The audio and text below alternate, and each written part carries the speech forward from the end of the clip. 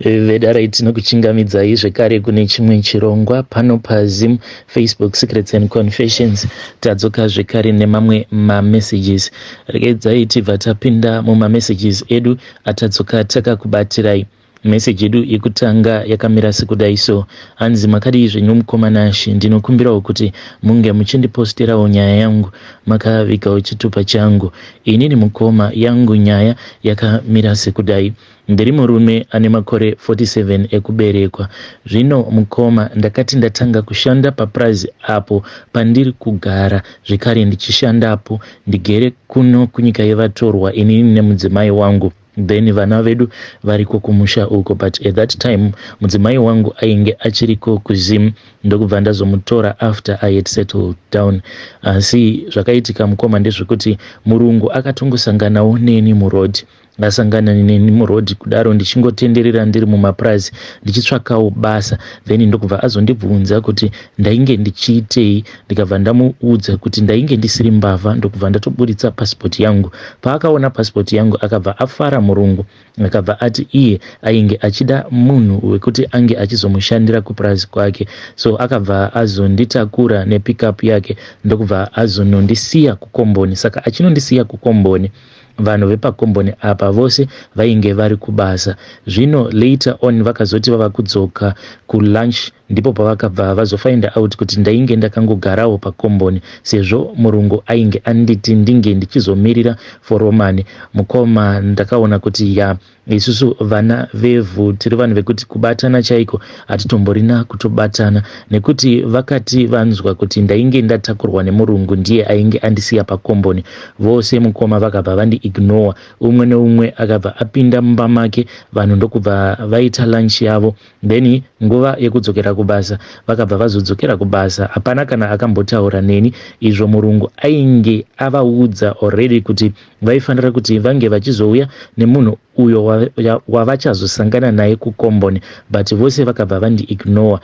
Vakazoti vasvika kushedi kuya ndokubva vaudza murungu, vakabva vamuti munhu wako uyo aramba kuuya kubasa. Saka zvinhu izvi zvakabva zvakonfyuza murungu, ndokubva azotora chimututu chake akabva azouya kukomboni. Akabva asvika ndakangomira paya ndiri confused, ndokubva apopota akabva ati, ko iwewe ndakupinza basa uchiti uri kutsvaka basa, now waramba kuuya kubasa? Ndikabva ndamuudza ndikabva ndati vanhu vacho vangouya pano vakandi-ignore, hapana kana ambotaura neni. Saka akabva ati nditevere, ndokubva ndatanga kufamba. Apa painge patori nekadistance because vanhu ava vaitoshandisa rori kuti vange vachiuya kulunch zvekare nekuzodzokera kulunch, uye makuseni zvekare tinotakurwa nerori racho iroro because patori nekamufambo kuti unge uchienda kushedi unotofamba zvokuma 25 minutes. Ndakazofamba netsoka mukoma kusvika ndichizonosvika kushedi, ndaitosangana nevamwe varume avo vainge vandisiya kukomboni kuya vachidhiraivha matractor avo vakatakura mazambani, but vaitondipfuura even though vainge vachitoziva kutoti ndainge ndichienda the same place uko kwavainge vachienda. Asi sezvisinei ndakati ndasvika pashedi paya, murungu ndokubva andibvunza kuti mabasa andainge ndichigona ainge ari api. Ndakamuudza mabasa ose emaoko andainge ndichigona, kubva kubuilding kusvika mukunokanika motikari.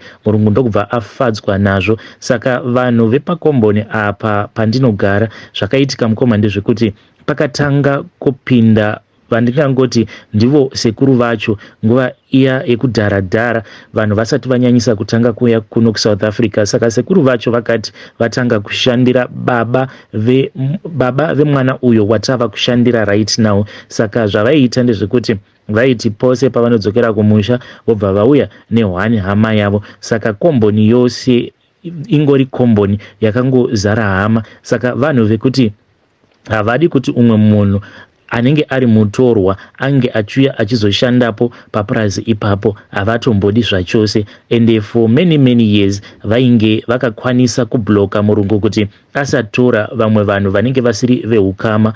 So zvadaro mukomana Shi ndakabva ndatanga kushanda, but mukunoshanda muya zvavainge vava kuita ndezvekuti vainge vava kundisabhota. Kana kuri kunzi panenge paine tractor randinenge ndagadzira, ndaikwanisa kuti paya kana ndaenda kunozorora umwe aitouya kuzotoita utsinye hwekutosunungura kana bhaudhi chairo mukoma. Apa ndichifungidzira kuti ndatoka pakati, munhu obva atouya obva asunungura zvake. Apa inini ndichitoziva kutoti ndapedza pakati, saka ndava kuenda pakati. Ndoutsinye hwandainge ndichiitirwa ihwohwo. Murungu hake akazofind out kuti ndo zvainge zvava kuitika izvi, ndokubva azopa vanhu warning, but vanhu havana kusiyana nazvo izvi mukoma. Chakazonyanya kundirwadza ndechekuti vanhu vakazondiitira utsinye hwekuti paya pakunodira fuel mumatractors edu vakabva vazondidrenera fuel mutractor, vakadrena about 30 liters mukoma refuel. Inini ndakazongotora tractor ndokubva ndazobuda ndikaenda kumunda ndikaswera zvangu ndichishanda ikoko. Takazoti tava kunochaisa tractor ndokubva yadzima, tractor ndokubva yatoramba kutoshanda zvachose. Kunodai wanikwe tractor iri kuti fuel empty. Musi wacho iwoyo murungu haana kuda kuzvinzwisisa. Murungu ndokubva atondibatira mari. Ndakabatirwa mari yefuel, ende munongozivawo mumapurazi kuti mari dzacho dzinenge dziri shoma, but ndakabva ndangoti vanhu kana vakakuvenga ko ungagoita sei. But papurazi apa mukoma ndichatanga kushandapo ndakasangana nemiedzo yakasiyana siyana. Dzimwe nguva ndaikwanisa kutoti kana ndikamuka paya ndaitoona padhoo pangu pakaiswa mari. Ndaiwanzokuona 10 rand. 10 rand iyi inenge yakangoiswa pakastubhu kepadhoo pangu, then yakaiswa chitina pamusoro. Ende zvinhu izvi zvainge zvichiitika kusandi kuti vanhu ava vainge vachingondivhundutsira, no. Purazi apa history yandakazotongoudzwawo mushure mekunge ndatanga kushamwaridzanawo nevamwe vanhu vanoshandawo munharaunda imomo mandinoshandira. Ndakabva ndaudzwa kuti painge pambori neumwewo mukadzi uyo ainge ari iye foromani. Saka mukadzi uyu hanzi mafiro aakazoita, hanzi akafa achiita zvekuzvimba makumbo. This was after amuka makuseni aona padhoo pake hanzi painge pakaiswa 10 rand. Pakaiswa 10 rand kudaro hanzi painge pakaiswa kagumbo kechidhori. Saka akabva azofonerwa nevamwe madzibabawo vainge vachingobatsirawo muarea imomo, vakabva vamuti vainge varota hope. Saka zvinhu izvo zvainge zviri padhoo pake haaifanira kuti ange achizozvibata kana kuzvibvisa, nekuti zvaikwanisa kuzomupisa muviri wake. Unfortunately zvakazoitika ndezvekuti madzibaba vaya hanzi vakati vari munzira vachiuya kukomboni kwedu kwatinogara isusu, ndopavakabva vazosangana nemurungu wavo. Murungu wavo akabva azovati vange vachipinda mumotikari because mabhiza ainge apoya. Saka vakabva vazodzokera ndokubva vazotanga kutenderera nepurazi rose vachitsvakana nemabhiza. Saka mukadzi uya paakaona kuti madzibaba ava vainge vasiri kuuya, apa communication yavo yainge yava low, then ndokubva azongosarudza kuti ange achibvisa mari iyaya zvekare nechitina chiya icho chainge chakashandiswa kutsimbirira mari iyoyo.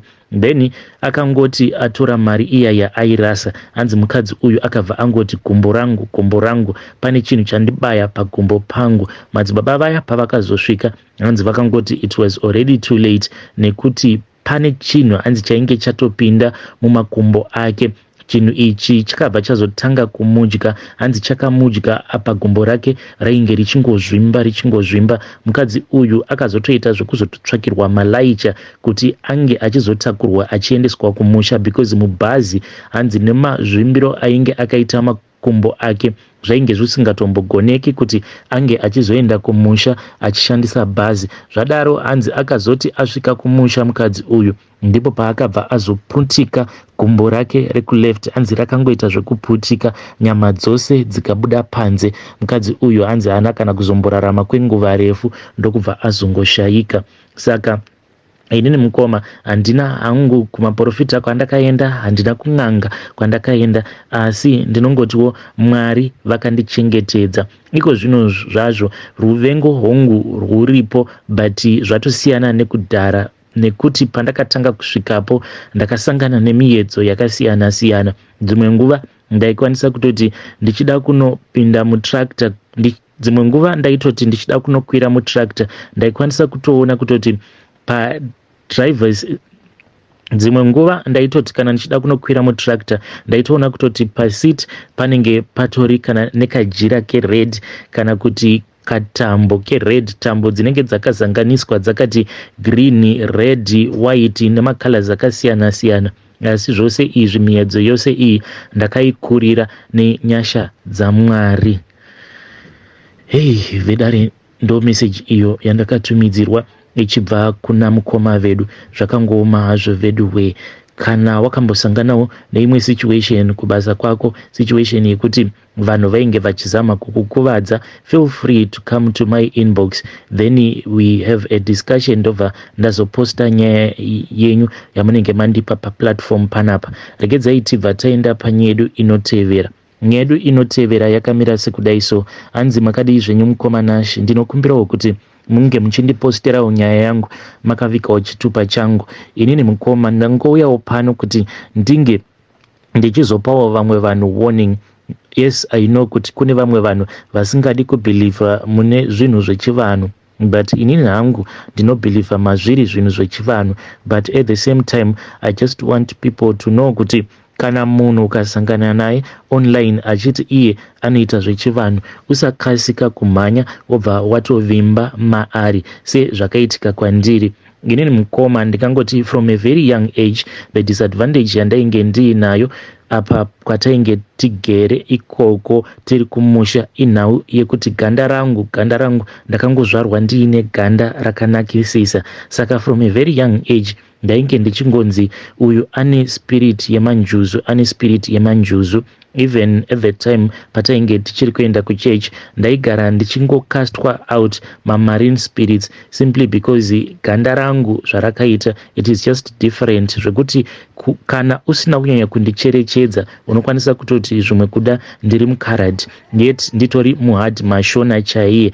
So zvadaro mukomanashi, nekukurawo pandakazotanga kuona kuti upenyu hwangu hwainge hwava kusafamba zvakanaka. And one thing that troubled me ndezvekuti ndakabva ndazotambudzika kuti ndinge ndichizokwanisa kubata mwana. Ndakatambura zvisingaiti, saka mukuzofamba ndichizamawo kuuchikwa ndakabva ndazoaprochawo umwewo ainge achiitawo zvekubatsira, but ainge ari munhukadzi. Saka akabva anditi inini ndainge ndiine spirit yemanjuzu and yainge ichida kukumbirirwa kuti ndikwanise kuzoita pamuviri, ndikwanise kuzobata mwana, otherwise ndaizototadza kutobata mwana zvachose. Saka mukadzi uyu iye akabva ati ega haazvigoni, ndokubva azotsvakawo munhu aikwanisa kumubatsira. Saka akabva azowana umwe muprofita. Saka vakatanga vachandibatsira vari vose kudzamara mukadzi uyu azowandirwa pamba pake. At that time pakangotanga kungozara vanhu zvekuti iye ainge ava kungoita semunhu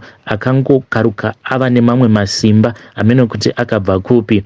Then madzibaba vaya vakabva vazoti since gogo vava munhu wekuti vava very busy, apa isusu tikuda kuti dare rako ringe richizokasika kumhanyiswa. Vakabva vazoti kana ndiri free ndaikwanisa kuti ndinge ndichizouya kumba kwavo vachindibatsira kumba kwavo. But ndakabva ndatya mukoma kuti kuenda kumba kwamadzibaba ava apa ivo munhurume inini ndiri munhukadzi, kana mangwana zvava kuzobuda kana ndazobatira pamuviri vanhu vanozoti ndakapiwa pamuviri namadzibaba. Saka ndakabva ndangoti aiwa imimi munouya, then kana mauya munenge muchingotibatsira tiri inini namama vamwene vangu. At that time murume wangu ainge ari munhu ainge achingofamba famba achingongwavha ngwavha. Then madzibaba vaya vaiuya almost each and every night. Ndainge ndava kutongoziva kuti dzichingonoti 6:30 madzibaba vanenge vachitosvika paground. Ivowo vamwene vangu vainge vaine dzavowo idzo dzavainge vachida kutobatsirwawo. Saka madzibaba ava vaiti vakatanga vabatsira vamwene vangu, then inini ndobva ndazopinda mudare ravo. Dare iri tainge tichiriitira mukitchen. Saka madzibaba ava zvavaita vaiti hatikwanise kuti tinge tichipinda tose mudare at the same time. Saka inini ndaimbosara ndakagara panze, mama vachiitirwa dare ravo. Kana vazopedzerwa dare ravo inini ndobva ndazopinda. Then chinhu chandakatanga kunotisa ndechekuti madzibaba ava zvavaindiita ndezvekuti vaiti ivo paya kana vava kundibatsira vaiwanzokufarira kundibatsira vakamira kumashure kwangu, vakaita sekunge vanenge vaiwanzokufarira kundibatsira vakamira kumashure kwangu uku. ende ndaifila very uncomfortable nekuti ndaitonzwa sekunge madzibaba ava vainge vachindipima vachinditarira all over my body. Saka madzibaba ava one day zvavakazoita ndezvekuti ndakati ndakapfugama kudaro ndokubva vazoti madzimai batanidzai makumbo enyu, ndokubva ndabatanidza makumbo angu. Ivo vakabva vaita zvekutanyanga makumbo angu vakandibata musoro. Ndakanzwa vachinditsimbirira zvaizvo zvokuti ndainge ndava kutotsimbirira sikarudzi yavo nemusana wangu. Vakaramba vachingodaro mukoma kudzamara ndaona kuti zvinhu zvainge zvichiitwa apa zvainge zvisitombori right. Madzibaba pavakaona kuti ndainge ndichiresista ndokubva vazobva kumusana kwangu vakaramba vachitenderera vakabva vazondipa matombo awa avakandipa vakabva vandipa nemhiripiri. Vakabva vati vainge vachida kuti ndinge ndichinyora zita remurume wangu zvekare ndonyora zita rangu. Vakabva vati mhiripiri idzi ndaifanira kuti kana ndapedza kunyora zita remurume wangu nezita rangu ndobva ndazopeta mhiripiri dziya ndakadzipetera mukapepa ikako ndobva ndakanda mumoto. Mukoma ndakabva ndati it is fine. Vakabva vati uku kwainge kuri kuputsa mhiko idzo dzainge dzakaiswa pamusoro pemutumbi wangu. Hanzi pandakaroorwa vedzinza rangu vakabva vatsamwa nazvo, havana kufara nazvo, saka vakabva vazondiitira mhiko vachishandisa zita rangu nezita remurume wangu kuitira kuti inini ndisazokwanisa kuzvara. Zvadaro then ndakabva ndazogamuchira zvinhu zviya. Iniwo ndakabva ndangonzwa unungo kuti ndinge ndichiudza vamwene vangu. Takazoti tava kunorara, vamwene vakabva vazoenda kunorarawo kubedroom kwavo. Inini ndikabva ndazongosara ndakagara zvangu mukicheni ndichiitira kuti ndinge ndichizokanda mhiripiri dziya idzo dzandainge ndakavharira mukapepa kaya kandainge ndakanyora zita rangu nezita remurume wangu. Mukoma chivanhu chiriko ndakati ndichinokanda bepa riya mumoto. Moto uya wakabva wadzima zvekuti umwe muzukuru wandainge ndiinaye at that time ainge achitori mudiki, ainge achiri ne10 years, akatovhunduka because moto uyu wakangoita sekunge wainge wadzimwa neumwe munhu. Moto uyu wakati wadzima kudaro ndokubva ndanhonga kapepa kaya ndikabva ndatanga kunamata ndichituka mweya uya wainge usingadi kuti ndinge ndichiparadza mhiko idzi. Ndakabatidza moto uyu runokwana kuita 3 times ndichingobatidza moto uchidzima. Kudzamara ndazoti kuti ndinge ndichimutsa mama hazvichaiti, it is already too late. Ndakabva ndanhonga kapepa kangu kaya ndikabva ndaenda kubedroom kwangu ndikanorara ndichiti mangwana ndikuda kuti ndinge ndichizoratidza mama zvose zvainge zvichiitika, ndichida kuvarakidza kuti mama onai varoyi variko, vanhu havasi kuda kuti ndinge ndichikwanisawo kuita pamuviri. Then ndakazoti ndarara mukoma ndakabva ndarota ndichiuya kuzotorwa nevamwe vasikana vainge vakapfeka hembe dzewhite. Vasikana ava vakabva vazouya kwandiri. Vasikana ava vainge vakanaka. Immediately ndakabva ndatoona kuti dzainge dziri njuzu. Vasikana ava vainge vaine maziso ainge akaita a deep blue. Ganda ravo rainge richiglita. Apa vainge vakaita sekunge vainge vakarukwa ma1 vakapletiwa musoro. Vasikana ava havana kana kumbogara vataura neni. Vakabva vangoswedera padhuze pamubhedha pandainge ndakarara. Saka kapepa kaya ndainge ndakakaisa mumadrawers ewardrobe ndokubva umwe wacho avhura ndokubva atora kapepa kaya ndokubva vakangobuda vachindiwevha vachinyemwerera ndokubva ndatopepuka mukomanacho. Saka pandakapepuka ndainge ndichinzwa dzimwe hope dzisingaite. Immediately ndakabva ndarara zvekare. Mangwana acho makuseni ndakazomuka late in the morning. Saka pandakaona drawer rakavhurika ndakabva ndafungidzira kuti mumba mainge mapinda mbavha. Asi mukoma ndakati ndatarira ndikabva ndaona kuti zvinhu zvose zvainge zvakakosha zvainge zvisina kubiwa. The only thing that was missing kainge kari kapepa kaya ako kandainge ndakanyora zita remurume wangu nezita rangu ndakaisa mhiripiri mukati. So mukoma ndo zvinhu zvakabva zvatorwa nenjuzu dziya. Ndakazongoramba ndongorota ndichirota kudaro ndainge ndichitodzidziswa kuti zvose zvandainge ndichida kuitiswa namadzibaba vaya vainge vachida kuti ivo vange vachizondiroora, uye mukunondiroora vainge vachazondishungurudza because vainge vachiva chipo chainge chiri pandiri chete, not kuti vainge vachindida. Ende vainge vatondiitira mhiko dzekuti ndinge ndichizorambana nemurume wangu. Njuzu idzi ndakaramba ndichingodzirota mukoma.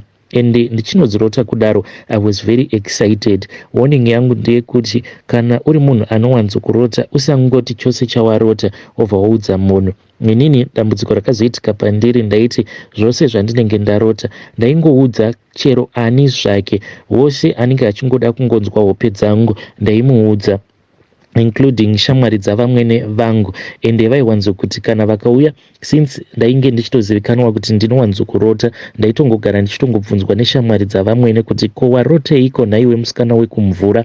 And each and every night ndaitorota ndiriko kumvura mukoma ndichifara ndichinzwa kuti I belong in the water. Saka ndo zvandaigara ndichingoudza vanhu kuti inini I feel as if I belong in the water.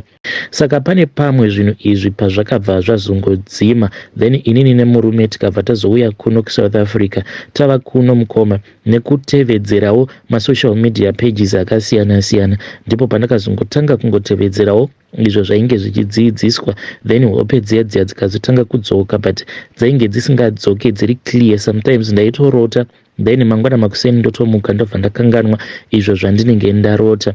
Saka ndakabva ndazokontaktawo umwe murume uyo wandakasangana naye paFacebook. Murume uyu mukoma I think kuti iye akabva azotowedzera kundigangira, because the last time that I had a dream ndiri kumvura ikoko, murume uyu zvaanoita ndezvokuti anongokuitira dare rako pafoni. Saka ndakati ndamubhadhara, then ndokubva ati ndiri kuona kuti pauri une shavi renjuzu ende unofamba nevamwe vasikana 3 avo vanofamba newe, but ivo vari kuda kukuropafadza, just that iwewe uri kutadza kuvagamuchira, zvekare nehama dzako dziri kutadza kugamuchira zvinhu izvi because vanozviudza kuti ivo vava kuita zvekunamata. Saka akabva anditi painge pachidiwa dare rekuti ivo vadzimu vangu vange vachikwanisawo kungoshandidzana nadzo njuzu idzi kuti ndinge ndichikwanisa kuzoitawo upfumi kunyange painge pasina ainge achida kundibatsira.